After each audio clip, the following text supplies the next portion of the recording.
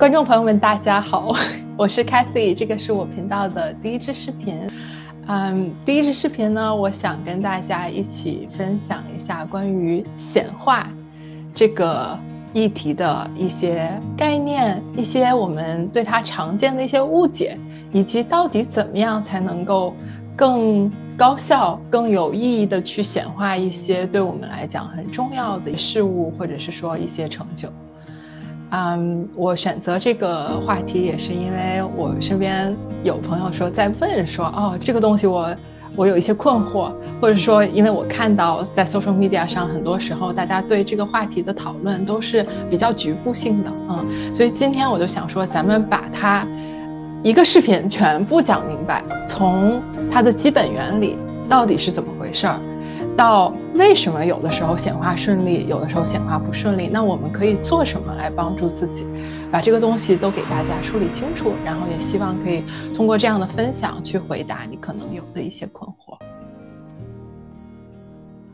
在讲显化这个概念之前呢，我想讲一个引入的一个小故事，就是带着大家一起思考一下我们为什么能显化，我们的本质到底是什么。这个故事来自于知名的罗斯威尔事件，大家可能有关注过外星人传说、都市传说的朋友们知道罗斯威尔事件哈，就是一个有名的一个外星的 UFO 坠毁在了美国境内，美国的空军还一开始跑出来说，哎呀，我们现在有一个外星的残骸回收了，还回收了这个死的和活的外星人，然后第二天又跑出来否定是一个 weather balloon 一个气球这样的一个事件。那这个事件呢，流传下来了一本书，就是很有名的叫《外星人访谈》The Alien Interview。这个外星人在和这个军方的人交涉的过程中，他选择和其中的一个护士进行了一些通过这个心电感应进行了一些沟通，然后这个护士把这个故事给写了下来。那这个外星人讲了很多很有意思的事情，那今天我们想要抓住的其中的一个很关键的细节，也是很多时候我们在研究这个故事的时候会忽略掉的一个细节哈，就是这个外星人基本上在一开场的时候，他就形容了一下人类是一种什么样子的存在。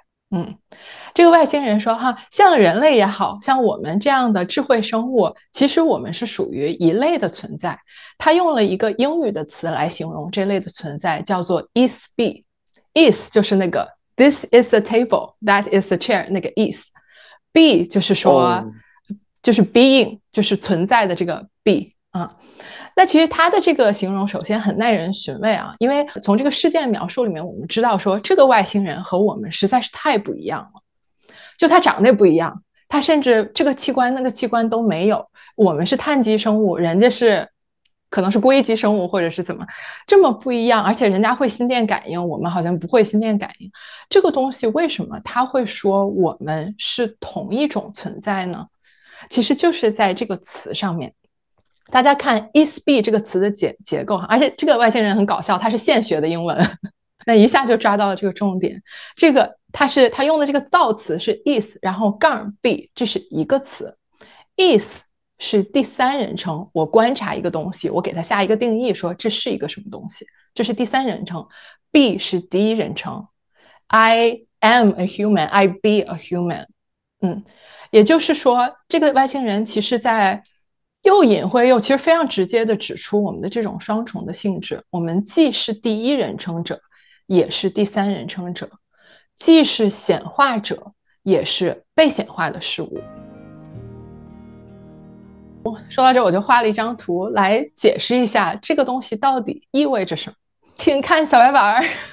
咱们从第一行开始看。我们知道，如果是这个是宇宙的源头的话，实际上从宇宙的源头，我们作为一个连续的一个意识体，作为一个 is be， 作为源头的部分和作为高我的部分和作为自我的部分，它其实是一个连续体，它是联系在一起的。然后现在这个自我说我想显化500万我不知道为什么只要说到显化，大家好像都想要500万，也不是600万，也不是800万，就是500万的哈。没有问题哈，但不要挡大家财路哈。但是其实咱们通过这个模型，我们就知道显化能力在这个连续线上面是不同的。对于本源来说，它的显化能力是100%，它可以显化出来一切的东西，一切的可能性哈，它是不受限制的。而就是这个到了高我这一部分就不再是100%了，因为它已经逐渐进入了一个二元性的这样的一个世界了啊，它在这个过渡阶段。而对于我们来讲，我们显化的能力其实是最低的。如果咱们要量化的话，也就是个10%。注意，这个数字是咱们为了解释而我硬安上去的数字哈，并不是测算出来的结果。但咱们明白这个原理哈。为什么只有10%呢？因为我们是肉体的生物啊，我们是坚固的肉体的生物啊，我们离那边的距离现在看上去还是有那么一点点的远啊。那我们现在再理解一下，但是10%也有嘛哈，就是我们还是直接的话，通过这个 ego 突然一下说，我有一个欲望，还是你能直接拿到一些东西的啊。但是我们观察一下，就是说不同的显化者，他关注点是什么？他想要的是什么？人有人的欲望，对吧？我们人这一端，我们想要500万，我们想要的是生存相关的一些东西。因为我们很脆弱，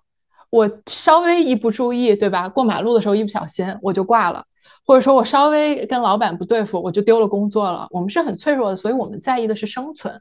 那再往右边的话，高我他在意的是什么？高我不是物质化的存在，这个意识他不认为自己是物质化的存在，他自己是有灵魂、所有的意识的，所以他所在意的其实是一些体验的主题。比如说爱呀，比如说自由呀之类的，公正呀，各种各样的这些主题，它其实是想全面的、复杂的，从各个角度的去体验和理解这个。而这些主题呢，又是从本源分出来的，就像一道光，一道白光，它这么一折射之后，就变成了好几种颜色。那其实这些主题就好像是那些颜色，本源呢，其实只是想体验所有的可能性。在永恒的时间里面去体验所有的可能性，让这些可能性无数次的展现。所以本源是不在乎什么仁义礼智道德的啊，在他看来，这个无所谓的，善恶都只是不同的可能性而已。那咱们明白了这个道理之后呢，我们就自然的明白了，就是说，在我们显化的过程中，其实这3个部分它是相互配合，永远是在共同的作用的。而对他们来讲，究竟什么最有意义？当然，这个也是一种意义感哈，因为本身意义它是不存在的，它是我们意识制造出来的一个东西。那这个意义感它是怎么样被体验到的呢？对于本源来说，它的意义感的体验就是一个 embodiment。这个 embodiment 这个词本来应该是一个 I 在中间，但我故意把它写成 Y， 因为这样中间有个 body， 大家比较明白这个是什么意思，就是成为肉体，就是有个肉体。我本来是一个神，我现在有了一个肉体啊。然后呢，在中间的这一层的话，哈，就是高我的这一部分，他想要的就是 experience and realization，就是我深刻而丰富的体验到了某一个主题，我悟了。我又有体验，我又有悟，所以它是承前启后的。而我们自我的这一部分想要的是什么意义感？其实可能就是我们通俗所说的开悟啊。我想起来我自己到底是谁了，我还以为我就是一个逐渐老去的一个肉体，现在我发现说，哦不，我的意义远远不止这些。我现在说，哦，原来是这样，我想起来我自己的本质是什么？我自己的本质是这个呢。所以这3个意义它是互相相辅相成、互为辅助的。大家都想开悟哈，对于一个人来讲，我们可能很大的意义感就是当我感觉我和宇宙连为一体了，我感觉我超越了我自己的身体的时候很多人说这个出体体验让我很着迷，或者玄学体验让我很着迷，就是因为我们往那一端去经历了。但同样的，我们也要知道说，就是对于本源来讲，什么最珍贵？你的脆弱最珍贵。你的这种跌宕起伏最珍贵，因为这个是只有一个肉体才有可能的一个体验。如果是一个无所不能、无所不在、包含一切的一个神这样的一个体验，所有的事情对他来讲都在一瞬之间就发生就结束了，没有办法在这个层面去经历这些，他只有在肉体的这个层面才可以随着时间的流逝，随着一切的无常变化去经历这些。所以对他来讲，你的脆弱和你的欲望是无比神圣的。好，那这个我们也就明白了说，也是有一个方向性的哈。咱们在自我的这一端，我们生活在2元的世界里面，我们会说好坏、天气冷热、东西大小一个东西我是难还是简单，我是聪明还是笨，我们不断的生活在2元的这样的一些幻影啊这样的一些概念里面。那越往这一端呢，就越到非二元。就是在本源的这个层面是没有什么你我之分的啊，就是生成的东西就是被生成的东西，它只是纯粹的一个生成而已。所以咱们现在简单明了的把宇宙的结构说了一遍，大家理解了哈。显化的关键点在于意识之间的相互配合，请不要把它理解成为是属于自我的一件事情。很多时候我们会发现说，哎呀，我不知道该怎么显化，是因为你还在站在自我的角度去看。我想要显化出来500万，你以为你是单兵作战呢？你以为想说哦，我要用我的意志，但是其实你在我们的这个位置上，你其实只有10%的这个小小这个能力，是因为我们是生活在这一段。所以真正想要去更好的显化的话，我们就要明白显化的第一原则是什么。我给它起了一个名字，就叫队友原则，就是要和队友一起作战。不能自己孤军奋战，而且你想孤军奋战哈，这个其实也只是一种假象而已。这个只是一种假象，因为你想象一下，真的决定了我们人生轨迹的很多事情，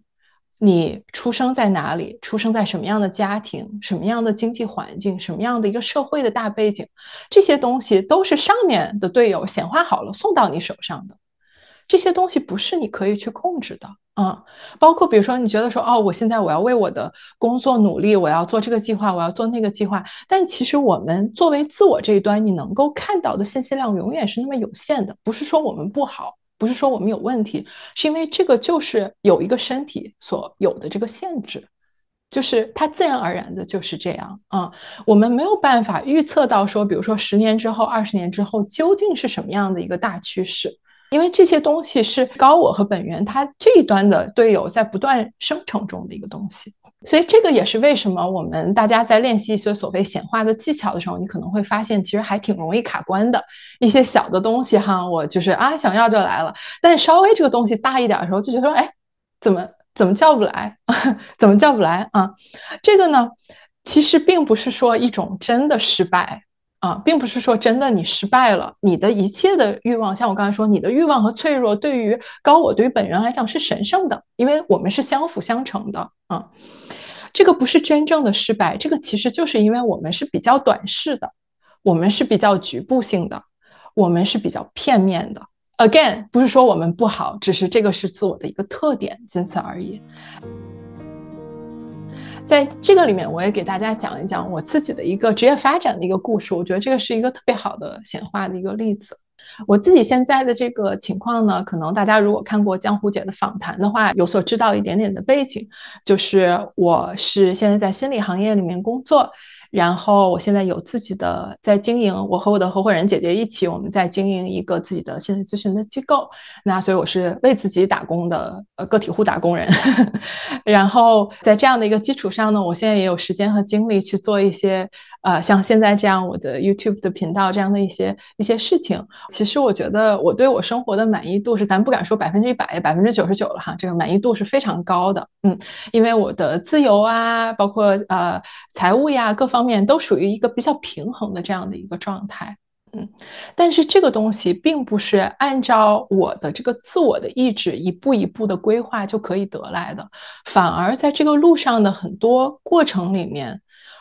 我当时都觉得这个是一个巨大的挫折，这个都是一个巨大的失败，我被彻底的否定了。但是当你回头再看的时候，会发现说，天哪，全天下没有比这个更好的规划了。让我现在再重新做一遍，我都做不出来那个规划。这个只有高我和本源的显化才是有可能显化出来的。我在小的时候，16岁的时候开始就非常的喜欢心理学，然后特别的想要去做和心理学相关的东西。但是当时我就被3重阻碍，就是一轮接着一轮的打击。第一轮的打击就是我妈妈严厉的反对这个东西，而且她很伤心，她觉得说我要学了心理学就会每天和精神病人打交道，然后我自己就会受到影响，然后她就非常的痛心。当然也是很典型的很多的父母不太了解心理学的时候会有的一个反应哈。然后这是一方面，第二方面呢，就是我成绩非常好，但我是一个优秀的文科生，然后在当年的这个高考制度下哈，我这样的文科生成绩再好，你也没有办法进到一流的学校的心理学的这个专业里面去学习这个心理学，就是第一梯队的基本上就是可以放弃了。所以像这样的一个情况，就在我面前有这种其实很难跨越的这种阻碍哈。然后我后面考进了北大之后，我又申请我想要转专业，然后包括我跟人家说，我说哎呀，你看我这个高考数学成绩挺好的，我高考数学考了145，主要是背题背出来的。然后我说我高考数学成绩挺好，让我转专业吧，让我转专业吧，被老师无情的拒绝。当然老师有他各种各样的一个原因哈。当时我就感觉到说，受了这么多重的一个打击，然后我也知道说，哪怕我转专业成功了，其实在当时的那个体系下面，我就是会被迫学一些物理、化学、高数，这些和其实我想学的心理学关系也其实真的没有那么大的一些就是体制要求的一些东西，这会让我一个本科生其实还是会比较的艰难的，所以我当时就不得不放弃。所以大家现在咱们回头来看哈，当时我就觉得这个是一个阻碍，这个是把我的这个路给堵死了，不让我干了。但其实它只是改变了我前进的一个方向。就并不是说真的没有路了啊，我还是往前走了嘛，就是总是有路的，这个世界上总是有路的，只是我们盯着一个墙这样看的时候会觉得没有路，因为它堵上了这么多，但它唯一没有堵上的是什么呢？就是我的自学能力。因为我是从16岁开始自学的，我在高考之前已经自学了2年了，其实我非常习惯自学，而且是你越打击我，我越想说那我当个爱好还不行了，你管了我了你越打击我，我自学的越厉害，我越有热情，我越觉得说我值得所以在这个后面的几年里面呢，我就是一边在不断的自学，我自己找一些对吧，找一些专业的书可以找得到的来看，找一些培训，然后当时还可以考那个证我也考了。毕业了之后呢，我的第一份工作是市场营销的工作，这个又感觉到说和心理好像没有什么关系哈，没有这份市场营销的工作，就不会有我后面的创业，就不会有我现在可以做一个给自己打工的个体户，就不会有我后面培养出来的这么好的一个管理意识，对自己的时间管理意识，对项目和同事合作之间的这个管理意识，我就不可能像现在这样高效工作，我就不会有这样的平衡。所以当时后面我一开始毕业做的工作，首先是市场营销的工作，然后我创业，然后在创业的时候又接触到了移动互联网，这些东西都为我后面打下了坚实的基础。就因为我在这一步一步往前走的时候，我当时就想的就是说，我好像也没有别的路，这个出现了下一步了，我就沿着这个台阶往前走吧，我就前进吧。就只要还能慢慢的前进，我相信一定会走到一个什么样的地方的。但就在我这样前进的时候，一个机会出现在了我面前，就是我可以以市场总监这样的身份进入到当时国内就是最大的一个心理平台之一，这样的一个互联网创业公司里面去工作。如果我真的学了心理，我不会是这个角色进入的。如果我当时真的学了心理，真的做了一个咨询师或者做了一个研究者，我可能顶多是一个在公司里面比如说一个合作的对象，一个签约的咨询师，顶多是这样的一个角色。但就因为我绕了这么一大圈回来之后，我以一个管理者的角色进入，而且是市场方向的管理者，这让我对这整个的行业都可以有一个比较全面的一个认知，因为我的工作的这个内容性质和要求它就是这个层面的。我们故事讲到这儿，当然后面还有后续哈，但故事讲到这儿，大家想必已经被发现了，就是说没有什么东西是你很难揪出这其中一个点，说我在其中失败了，反而是有一个无形的手在帮我把这个真正的这个属于我的这一条道路给走出来。所以这个时候我觉得也提醒大家，就是队友原则提醒我们的是什么呢？就是既然我们没有办法知道所有的这个事情它究竟会怎么样的发生，我们也其实不知道从 A 点到 B 点这其中的线路到底是怎么走的。我们会下意识的感觉到说2点之间直线最短，我就要这样过去，我今天做一个决定，明天我就要到。但是其实咱们真的看看你地图哈，看看所有的地图，都会发现 A 点和 B 点之间它有很多的东西，它有山，有河，可能有高楼大厦，它的路可能就是那样的。所以你只有某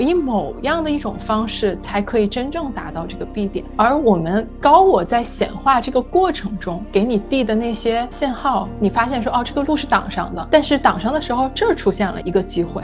或者说我现在就是没有什么机会，我就是在原地。那在原地其实就是一个很好的和自己相处和自我反思的机会，就是永远都有一些事情在发生，它永远都在创造某一种条件去帮助你。这个是我们怎么去理解当我们说和队友一起显化的时候这个的意思。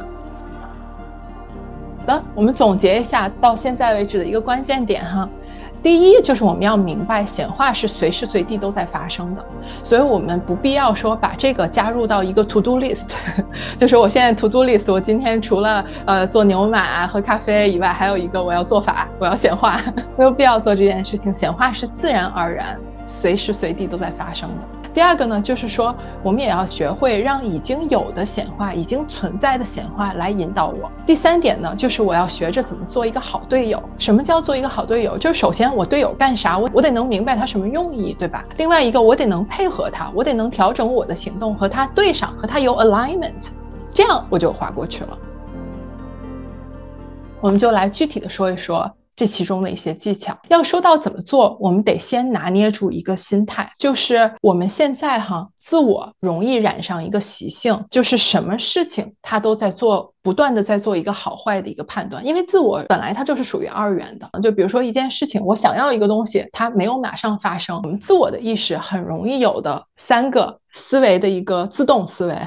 第一是我不够好，是我不好，是我做错了我的问题。第二就是马后炮，说哎呀我怎么没提前知道这个呀，我怎么没提前做好准备呀，反正就不是现在的自己不行，就是之前的自己不行。然后还有第三个就是老天在惩罚我，我肯定是做错了什么，老天在惩罚我。就是这个是非常属于自我的一个下意识的一个思维，因为他想的是关于生存的东西。所以我们要拿捏的这个心态，就是当我们发现说有一件事情发生的时候，我们不要把自己困在这3个里面，不断的去想说是哪里是我的问题，哪里是我的错，或者说我之前是不是有可能能想得更好，或者是说哎呀我哪儿做错了，我受了惩罚，怎么样了，不是人品守恒吗？我这么好的人，怎么老天爷在惩罚我呢？其实反而我们不要去害怕表面上看起来是负面的反馈。原因是什么？原因很简单，就是刚才咱们在那个图上面提到的，就是我们所有的这个经历是想要有一个完整的一个体验，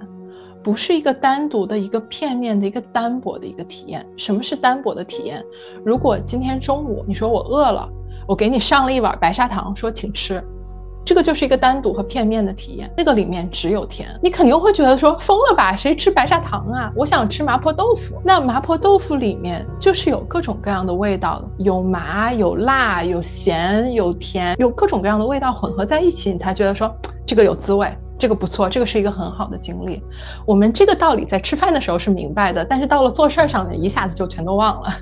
就好像只要不是快乐，只要不是顺利，只要不是成功，我们都认为是坏的，是不好的，是负面。但是如果我们把这个分别心稍微拿掉一点的话，我们就能够看到说其实只是在吃一碗麻婆豆腐，其实就是这样。所以我们不用说好像我并不是说咱们没苦硬吃而是说一个东西它苦它酸它甜都有它的滋味，所以我们不要去躲避这个。如果它苦，我们就细细品一品它的苦，像品一个凉拌苦瓜一样品一品它的苦，明白说这苦是怎么来的，这个苦是不是还有回甘，这个苦里面除了苦还有什么别的我们就这样去品一品。这样的一个原理，我们能够把这个心态给拿捏了，把吃麻婆豆腐的这个心态给拿捏了，我们才能真正看懂高我的这个队友在显化什么给你，在给到你什么。很多时候这些看起来负面的或者是说五味杂陈的这些体验会回来，它是在给你什么呢？咱们总结3个比较常见的当然这个大家也可以自己总结自己体会我讲的这个不是说一个很刻板的一个东西大家体会这里面的逻辑就 OK 了。第一个就是它在给你一个作用力和反作用力。什么意思呢？就比如说如果我想要体会什么是自由，体会什么是自由最好的方式就是先体会一下什么是不自由。我现在被困在这个不自由里面，我说推它一下哎，我感觉更自由了，体会到了。所以其实他给你一个什么东西，真的不是惩罚你来，没有这个必要。为什么自己要自己惩罚你？他就是给你一个机会，就是说你可以这样推一下，你可以把自己从这个里面，哎，行动起来，把它推出去。作用力和反作用力，有的时候他是在做这个。还有另外一个哈，他可能是在给你提供一些素材，这些素材可以帮助你深刻和复杂的去理解一个主题。咱们说一个最简单哈，咱们说到爱这个主题，大家就觉得说爱真俗啊，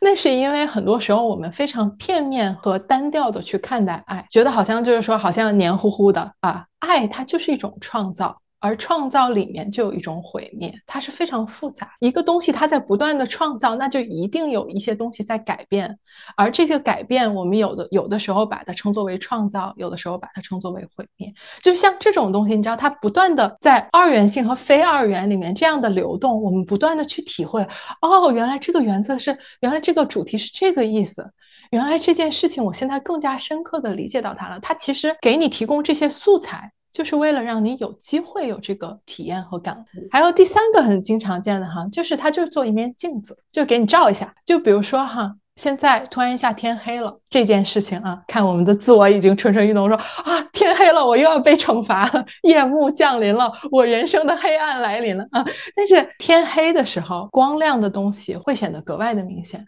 如果现在把手机的这个后面的那个闪的那个灯打开，走到北京的大太阳底下，我是看不见它。但是如果太阳下去了一点，哪怕只是有乌云过来，我一下就看到说，哎呦这么亮呢。所以很多时候，一个看起来好像特别黑的一个东西，看起来好像是有一些绝望感的，甚至是说哦让我觉得很伤感的一些东西，恰恰是这种时刻，你心里面的光非常非常的明显。只有在这种时候，这个镜子，这个事情就像镜子一样，一下子就帮你照见了原来没有注意到的一些东西。这个事情可能也是在别人身上，因为我们知道我们都对自己的事情负责哈，自己的事情是自己的事情，别人的事情是他们在自己的世界里面做一些什么东西。但是我们人和人之间是不断的是在交集的，没有人活在这个真空里面。你哪怕就是我隐士了，我跑到山里面，那你也是不停的和山川湖海有这样的一些交集。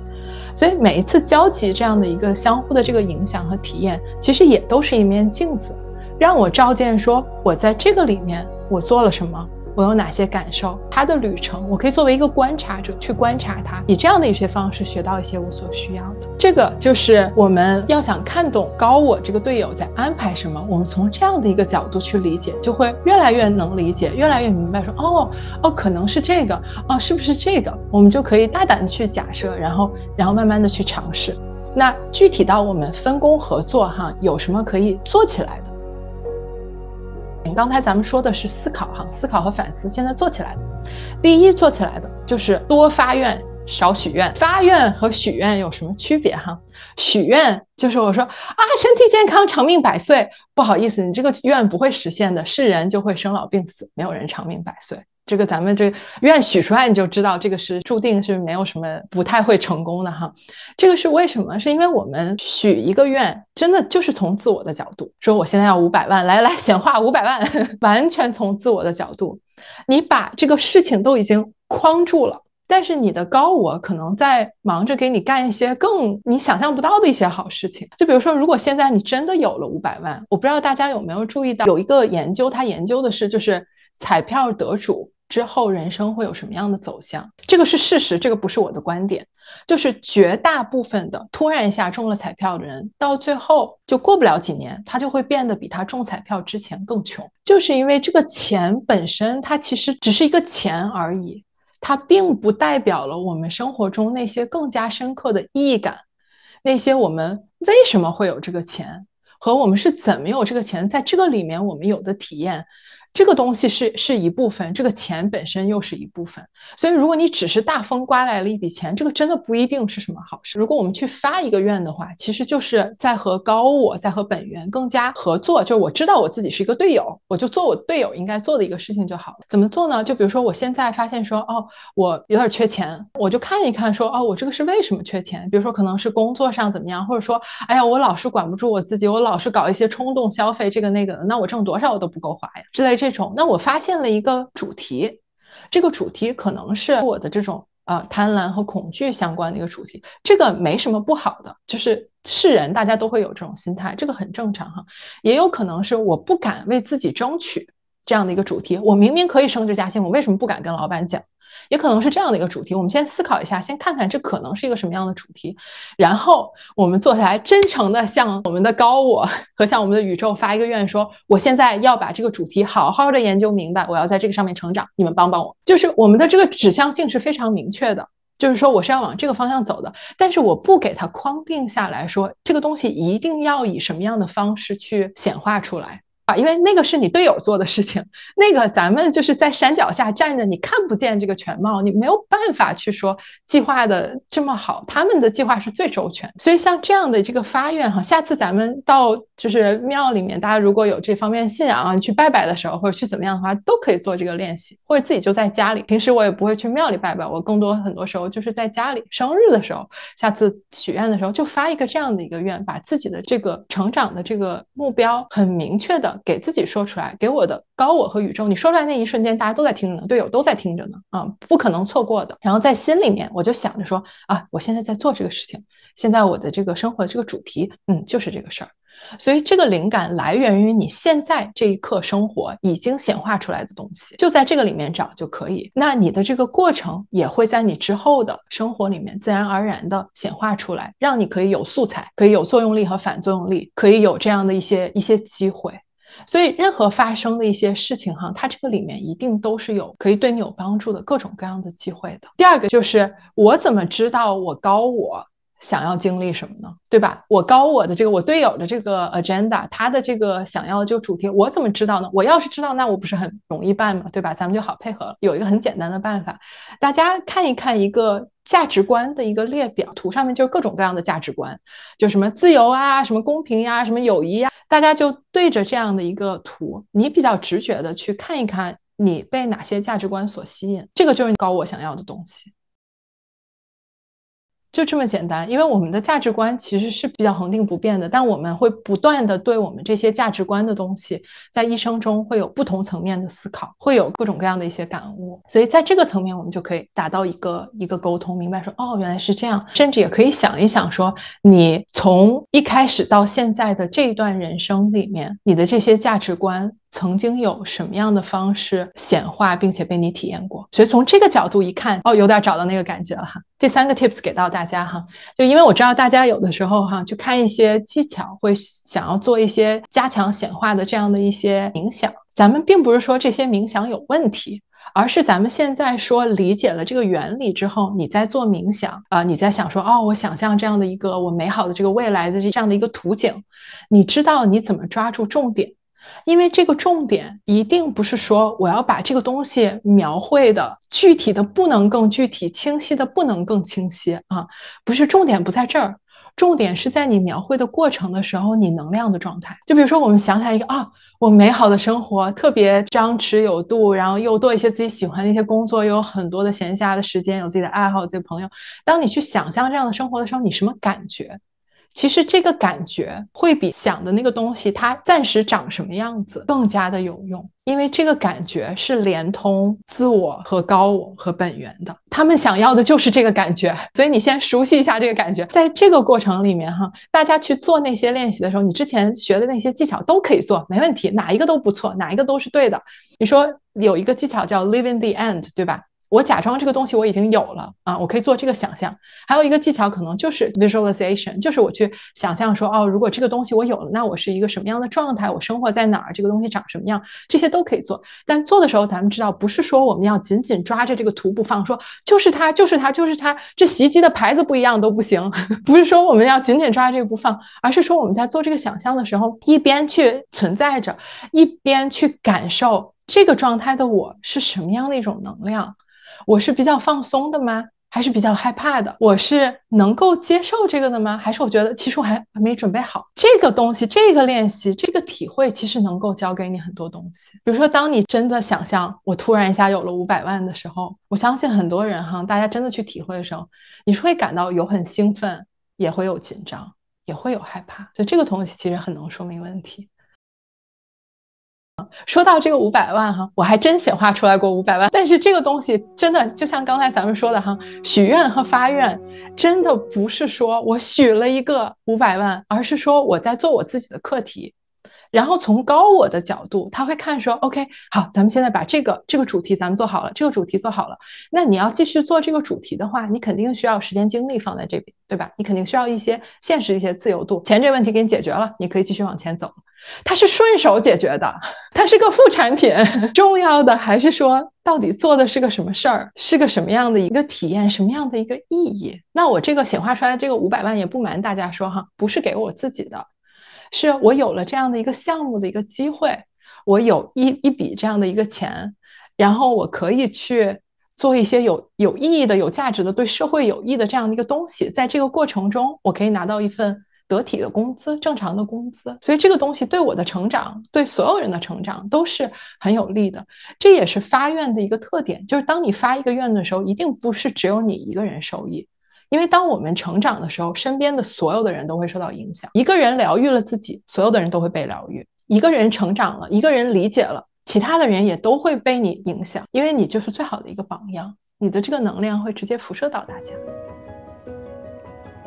再说到后面的一个很关键的一个点哈，很多时候大家会在这个显化的议题上面就不得不说一说执着和臣服这两件事情。这个也是我们在修行或者说在修心的时候哈，大家一定会碰到的这个一些概念，然后会去思考的一些东西。是不是我如果很想显化一个东西，是不是我过于执着了？什么时候该执着，什么时候不该执着？我听很多人说哦，要臣服，要臣服。到底怎么样是臣服？到底什么是臣服？刚才说了这么一大堆，大家想必已经找到了一些感觉了哈。咱们现在再把这两个概念也沿着这个思路，我们把它给说清楚。就是你可以先想一下你自己更是偏向于哪一种的。你是一个比较焦虑质的人，就比如说我就是一个比较稍微偏焦虑质一点的人啊，就是行动力很强，然后自己可有主意了，然后想说啊我要做事情，我要做高能量人，然后低能量的时候就说啊我怎么这么低能量，然后老是想说我要去解决这个问题，我要去做一个计划，我要去执行。如果你是比较偏这样气质的人，那其实你需要慢一点，留出来一点空间，给你的高我让路。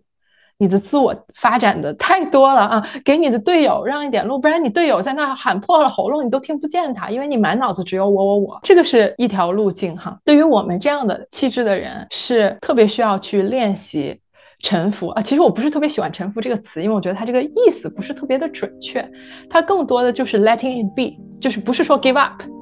不是说我要就是给人家跪倒，对吧？你没有必要给本源或者高我跪倒，大家都是一家人，都一伙人，自己跟自己玩啊，没有说谁比谁更神圣的，大家都是一样的啊，只是在做一个配合。但你要给人家让地儿，你别一个人把3个人的戏都唱了，那怎么可能？还有一种情况就是有的观众朋友哈，可能不是说焦虑质，有的观众朋友可能是比较抑郁质一点的，就是我比较颓，有点什么事儿我就有点逆来顺受了吧。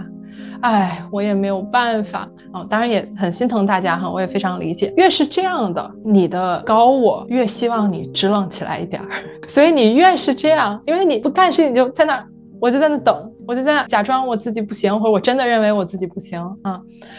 这种情况下，你只要稍微一支棱起来，高我就更容易跟你配合，或者他其实给你的很多素材，你别误会了这个意思。因为感觉说我的生活里面怎么这么多的挫折呀什么的，是不是我要再更臣服呀，是不是我要更放弃呀很容易有这样的一种倾向哈。不是，给你一个素材，给你一个抓手，你这样反着推他一下，你就感受到自己的力量了。所以你现在就支棱起来，推他一下试试，你试试看这个感觉怎么样。所以这个是不同的气质的人哈，就是大家都是很不一样的，不一样的才叫灵魂，一样的那有什么意思？不一样的才是本源，它真的把所有的可能性都显现出来了你的成长的道路，你的体验的路径一定是慢慢趋向于平衡的。那当然有的时候我们的焦虑质和我们的抑郁质它也会同时出来那个时候就是我们需要通过对自己的觉察去判断说现在是一个具体什么样的情况，然后根据这个具体的情况来引导自己。说了这么多，咱们如果总结成一句话的话，那就是一个心法，就是当外部出现了一个反馈给你的时候，外部发生了一个事情给你的时候，我们要调整的是内在的一个结构，内在的一些我对这件事情的认知，我的一个观察，我的一个理解，然后把我内在的这个改变反馈成由我的主观现实，我的主观现实现在改变了，然后再慢慢的反馈给客观现实。这个不仅仅是显化过程，这是我们这个二元性游戏的核心玩法，就是搞清楚这个游戏的玩法到底是什么，这一件事情也是游戏的一部分。一般大家都是我悟了哦，我才知道了这个。今天 Kathy 就直接说给大家听了啊。该说的不该说的也都全说了，但是大家会发现，我们把这件事情说清楚，其实并不改变它的玩法。只不过原来你可能打的是暗牌，你不知道这是什么意思，现在你打的是明牌了，你知道这个是什么意思。所以我们下次再碰到一个困难的时候，不要说哦，有了一个困难我就想要去改变外部的一些东西，想要去控制这个事情，想要去控制这个人，想要去控制这个东西。先看一下外部的这个，它照见了我自己心里的什么，从改变这个里面开始，你这个里面一改，慢慢的随着时间的这个推移，就一定会在你的外部的行为和显化的这个部分里面直接给你很明显的这个反馈。这个东西也提示我们把自己的关注点放在内部的意义上面，这个情绪是什么，这个情绪背后是什么，这个 how 和这个 why 上面，而不是说一味的只关注于这个表面，这个 what 这个是个什么标签，看起来怎么样。哪怕表面上是一模一样的东西，对于两个个体上来讲，它的意义和体会也会是完全不同的。最后我给大家讲一下我这个频道是怎么被显化的吧。是大家也看到了哈，我这个频道一个内容都没有发就有700多粉丝。然后不仅如此哈，就是当我决定做这个频道的时候，我想说哦，我想要请一位编辑来帮我做，因为我自己也剪视频也不顺手，我也没有那么多的时间。然后我的编辑小关 ，Hello， 谢谢小关，是我所谓面试就是我聊的第一个人，就第一个人就非常的合适。就其实这些东西都是很顺利的，就是因为这些东西是到我的部分递到我手上的，我作为一个队友跟着走就可以了，就是到哪儿了我就跟着走，到哪儿就跟着走。我得到的第一步的讯息是来自于江湖姐频道里面的一位嘉宾，这位嘉宾呢，他在谈自己的一个Monroe Institute 就是冥想的这样的一个经历，我当时就点进去看了那个视频。为什么说这个是第一步呢？因为首先他给了我一个很好的榜样，就是这个嘉宾他是露脸的，就是他自己露脸在讲自己的一些玄学的一些体验。我当时就觉得说哇，好有勇气啊。然后第二点呢，就是这个嘉宾在讲的时候，他讲到了一些关于就是这个 Monroe Institute 他做的一些冥想，很多是帮你在调频，就说哦，调到这个频道它是什么样的一个感觉，一个意识的一个状态，调到那个频道是什么样的一个意识状态。当时我跟着他的录音练了一下，我很快就发现这个东西不太适合我，因为他的这些就是这个催眠里面有很多二元性的这样的一个描述，而我自己这个成长的这个阶段，我已经对这些东西已经有点格格不入，我更倾向于用一个非二元的一个角度去看待、去思考、去感受。但是呢，我也得到了一个提醒，就是其实我也能自己做个频道出来。所以我当时就想说 OK， 我这么一个 I 人，看起来很 E 的 I 人，然后又对能量很敏感，我其实需要一点自己的空间，不仅仅是说一个物理上面的空间，也需要自己的一个能量的空间。所以我当时坐下来冥想，就想说 OK， 好，我现在想把自己调频到一个这个波段就是专属于我的波段，就我一个人，就专属于我的波段。我在这个波段里面要做的就是休息、疗愈，非常安静的很慢的去看一些东西，去反思。然后当时我在这样调频的时候，我就也收到了一个名字，就是这个名字就是这个频道的这个名字叫做 Sienna。也就是说我有了这样的一个频道名，就像一个电话号码一样，我想要调进去的时候，我只要稍微让自己的整个的状态稍微安静一点之后，我慢慢的呼唤这个名字，我就比较容易能够调到那个频道去。所以这是第一步，我只是往前走了这么一步。那第二个呢，就是因为我看到了这位嘉宾他的故事哈，然后我也鼓起勇气，我也给江湖姐写了一封信。过了大概2个星期吧，我都以为这个事儿没下文了，然后江湖姐突然一下问我说你愿不愿意来做一下这个采访。而且当时在做这个采访的时候，可能很多朋友是看过这个采访的哈。江湖姐问了我很多的问题，比如说我在前世回溯的催眠里面想起来自己很多的前世，这一世你学到了什么呀？那一世你学到了什么呀？我一看这太明显了，这检查我作业呢，就看我上一阶段这个有没有很好的一个体会，这多好的一个考试的一个机会啊！我就好，就跟着说好好好，我总结一下哈，这个是什么，这个是什么，这个是什么。然后这个时候其实我家里也发生了一些事情，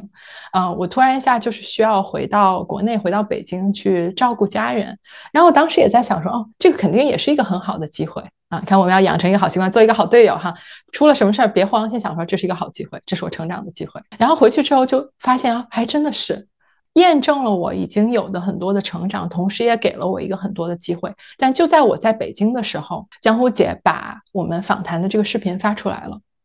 发出来了之后呢，就看到大家在底下有很多特别温暖的一些回应，然后也有很多让我自己觉得特别特别感动，我也感觉到自己被理解到、被接纳到，然后也从大家这边学习到了很多这样的各种各样的一些评论。那也有人开始问了，说：“哎 ，Cathy 有没有邮箱呀？我想给 Cathy 写邮件啊。”我就新申请了一个邮箱 ，OK，可以用这个邮箱，江湖姐就帮我把这个邮箱给挂上去了。然后过了几天之后，第二支视频又开始有人问说。哎呀 ，Cathy 有没有自己的频道呀？想关注 Cathy 自己的频道，想听 Cathy 的分享。然后江湖姐在跟我微信，我们两个在聊的时候，她就跟我说：“你应该有一个自己的频道。”我当时听到这句话，我就知道说：“哦，知道了，知道了。好，我会做一个好队友的，我跟着干，我跟着干。”因为这个时候我已经注册了一个新的 Gmail 邮箱，所以真的是我点2下，这个频道就开出来了。然后开出去之后，第一步就这频道叫什么名呀？我想说，哎呦，叫什么名嘛？然后这个时候才突然想起来自己已经有一个频道了。所以大家好，欢迎来到 Cathy in Siena， 这是我的频道，希望从这个频道里面得到的这种理智里面，又同时也有很强的直觉，有很多的灵感，这样的一些比较轻松的、比较疗愈的、比较快乐的这样的一种氛围的一些信息，可以以这样的方式带到大家。感谢我们可以以这样的方式相遇，也谢谢高我、本源还有我们3个队友一起玩的这个显化的大游戏。